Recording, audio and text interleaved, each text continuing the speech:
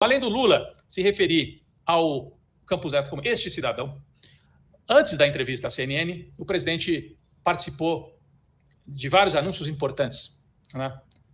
As bolsas, como a gente ontem já destacou aqui longamente no Boa Noite 247, bolsas de mestrado e doutorado vão ser reajustadas. A gente ontem fez uma bela entrevista com o Renato Chanini Ribeiro, ex-ministro da Educação, presidente da Sociedade Brasileira de Ciência.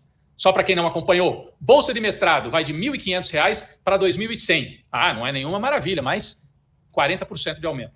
E a bolsa de doutorado vai de R$ 2.200 para R$ 3.100. Tem que subir mais, porque está desde 2013 sem reajuste. Mas é uma vitória e uma sinalização importante de que esse governo quer investir em ciência e tecnologia. Mas além do aumento da bolsa, isso que eu quero destacar hoje, a novidade, na verdade, é que não foi o presidente Lula que trouxe, mas a ministra da Ciência e Tecnologia, Luciana Santos, que nós queremos entrevistar aqui, né? Estamos atrás na tentativa aqui de trazer a Luciana Santos para conversar ao vivo com a audiência do Boa Noite 247. Ela disse que além do aumento do valor, o governo já tomou a decisão de aumentar o número de bolsistas. Porque ontem o Renato Chanini Ribeiro dizia que o Brasil tem um número reduzido ainda de bolsistas.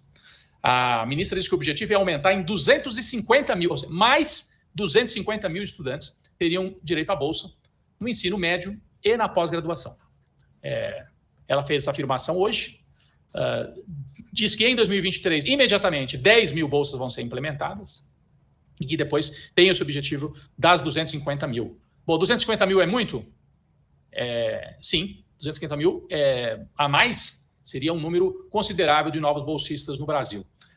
Então, quem quiser mais novidades, está aqui no nosso site, no Brasil 247. Luciana Santos anuncia os recursos para ciência e tecnologia, aumentando também o número de bolsas, não só os valores. É uma boa notícia.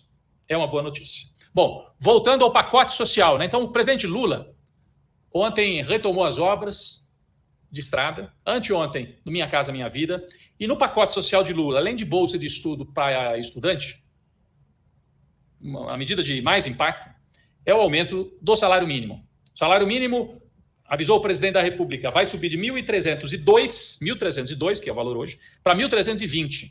É um aumento modesto, né? Mas se você botar na ponta do lápis, é um aumento realmente modesto. É um aumento modesto em valores. Ontem o Renato Chanini Ribeiro fez a conta aqui, né? Cada vez que você aumenta R$10 no salário mínimo, o impacto que dá isso no orçamento. De qualquer maneira, mais importante até do que esse aumento que vai a 1.320, o valor do salário mínimo, é o anúncio de Lula de que vai ser retomada aquela política de subir sempre o salário mínimo acima da inflação. Lembram que nos governos de Lula e Dilma havia essa regra? E não é assim, numa canetada irresponsável, na base da demagogia, não sobe aí, provoca inflação, não adianta nada. Não. É um programa que vai ser feito de maneira organizada. Como é que funciona? Você dá o aumento com base na inflação daquele ano e no crescimento do PIB de 2 anos antes. Então, o PIB cresce, quem mais é beneficiado é quem recebe salário mínimo, que vai ter esse aumento do PIB incorporado. Além da inflação, se o PIB subir 4%, o salário sobe mais 4%. Essa é a política do Lula. Fora isso, isenção de imposto de renda, nesse primeiro momento, para quem ganha até 2 salários mínimos, 2.640. Mas o presidente disse que, ao longo de 2023, vai estudar as medidas para que possa cumprir a promessa de campanha de que até R$5.000 haveria isenção de imposto de renda no Brasil. Para isso, gente, nesse momento está subindo a isenção para 2.640, que são 2 salários mínimos. Então, quem ganha 3 salários mínimos já paga imposto de renda. Eu acho que não é justo.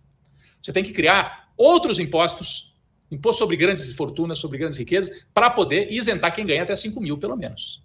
É o mínimo de justiça social, deve vir nessa proposta de reforma tributária que o Fernando Haddad vai apresentar até o meio do ano. Então, são ali, eu vou trazendo, portanto, esse pacote social, tá? Inclusive na nossa manchete de hoje. Pacote social de Lula, salário mínimo, um reajuste imediato, com política de reajuste a partir do ano que vem, e isenção de imposto de renda para quem ganha até 2 salários mínimos de maneira imediata, já para esse ano. E a partir dos próximos anos, de maneira escalonada, para isentar até quem ganha R$5.000. Primeiro, é interessante observar que uma parte aí dos eleitores do Bolsonaro, uma parte que não é tão pequena, a gente está falando, neste momento, veja, estamos com 45 dias de governo Lula, né, uns 15% mais ou menos, são eleitores que já estão dizendo que, se fosse hoje a eleição, não votariam em Bolsonaro. Né, e já começa uma parte deles a ver favoravelmente o governo Lula. A gente também tem uma aprovação do governo Lula de 40%, né, uma reprovação que é na faixa dos 30%, mas que, se a gente lembrar bem, esses 30% são aquele patamar em que o Bolsonaro podia mandar matar todo mundo no país que não caía desse patamar. Né? Então, me parece que numa sociedade tão dividida como a nossa, né, do jeito que ela se tornou tão dividida, e isso muito produzido principalmente pelo bolsonarismo nesses últimos 4 anos, mas acho que o longo processo lá que começa nas jornadas de junho de 2013, tem no impeachment da Dilma um ponto culminante, depois tem na eleição do Bolsonaro um outro ponto culminante, e aí esse governo piorando todas as coisas, num cenário de sociedade tão dividida, eu acho que isso é relevante, né? Por quê? Porque isso mostra que você tem já uma parcela dessa sociedade não tão dividida assim, né? Ou seja, uma parcela da sociedade já começa, mesmo tendo votado no Bolsonaro, a, digamos, baixar um pouco a bola, não embarcar tão claramente nessa lógica, né, do extremismo bolsonarista. É uma parcela pequena, mas a gente está muito no começo do novo governo. E acho que esse novo governo tem o condão aí, ao longo dos próximos anos, de ir botando um pouco de água nessa fervura do extremismo de direita no país. Aqui eu coloquei na tela, você estava falando de um dado, eu coloquei um outro aqui, que é aqui é a expectativa, né? Isso. Na comparação com o governo Bolsonaro, o governo de Lula será melhor, igual ou pior? 60% acham que vai ser melhor. Só 27% acham que vai ser pior o Lula do que o Bolsonaro. Também é um indicativo, não, aqui de boa ou má vontade em relação ao Lula e ao Bolsonaro? Eu acho que é, né? É um sinal positivo. E insisto, nessa sociedade dividida, inclusive como a gente viu na eleição, esses números são positivos pro Lula, né? Porque são números que mostram uma expectativa positiva num ambiente que a gente podia imaginar que isso ainda estaria, vamos dizer, ainda muito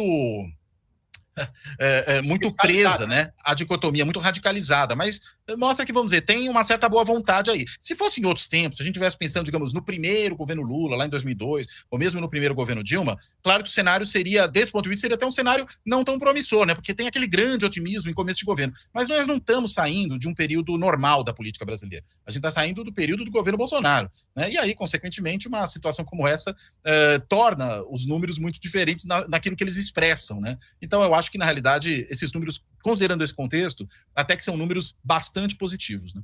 Aqui uma outra pergunta, sempre lembrando, essa é a pesquisa Quest, feita com cerca de 2.000 brasileiros e brasileiras, né, um pouquinho mais, é um número quebrado, em todas as regiões do país.